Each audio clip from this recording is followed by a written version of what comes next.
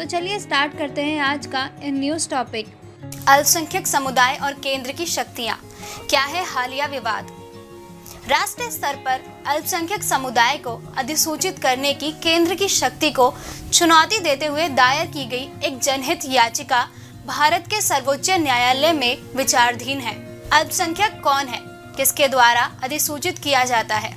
राष्ट्रीय अल्पसंख्यक शैक्षणिक संस्था आयोग अधिनियम 2004 या NCMEI एक्ट 2004 की धारा 2F के अनुसार अल्पसंख्यक से इस अधिनियम के प्रयोजन के लिए वह समुदाय अभिप्रेरित है जो केंद्र सरकार द्वारा उस रूप में अधिसूचित किया जाए।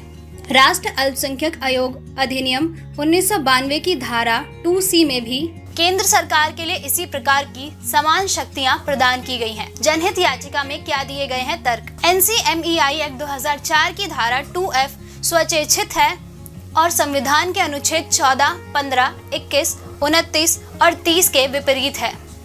जनहित याचिका में अपने तर्क के समर्थन में सुप्रीम कोर्ट के फैसले का हवाला दिया गया है। वर्ष 2002 के TMA पाई फाउंडेशन नामक कर्नाटक राज्य मामले में सुप्रीम कोर्ट ने कहा था अल्पसंख्यक निर्धारित करने के उद्देश्य से इसके लिए इकाई राज्य होंगे, न कि संपूर्ण भारत। क्या है वर्तमान विवाद। अल्पसंख्यकों का निर्धारण करने संबंधी केंद्र की शक्ति ने एक विषम स्थिति पैदा कर दी है, जिसमें केंद्र द्वारा अल्पसंख्यक घोषित किए गए समुदायों को उन राज्यों या केंद्र शासित प्रदेशों में भी अल्पसंख्यक दर्जे का लाभ मिलता है जहां वे बहुमत में हैं। उदाहरण के लिए जम्मू और कश्मीर में मुस्लिम और नागालैंड में ईसाई, जबकि इन राज्यों में हिंदू, यहूदी और बहाई धर्म के अनुयायी अल्पसंख्यक हैं, किंतु उन्हें अधिनियम के तहत समान दर्जा नहीं दिया गया है। क्या है वर्तमान मांगे। याचिका में सुप्रीम कोर्ट से राष्ट्रीय अल्पसंख्यकों को अधिसूचित करने के लिए केंद्र की शक्ति को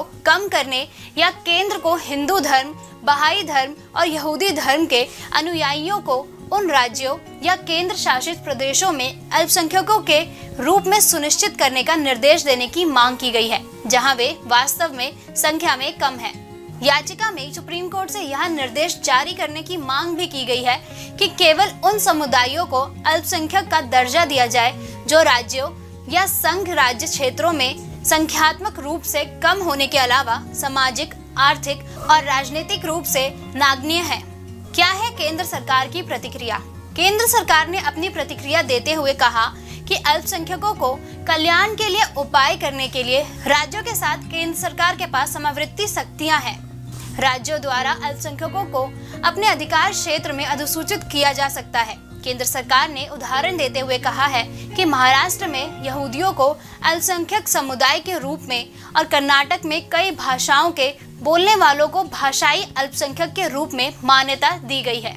क्या होगी आगे की कार्रवाई। केंद्र सरकार ने कहा है कि वह कई सामाजिक और अन्य पहलुओं पर विचार करने के बाद शीर्ष अदालत में वापस अपना जवाब प्रस्तुत करेगी।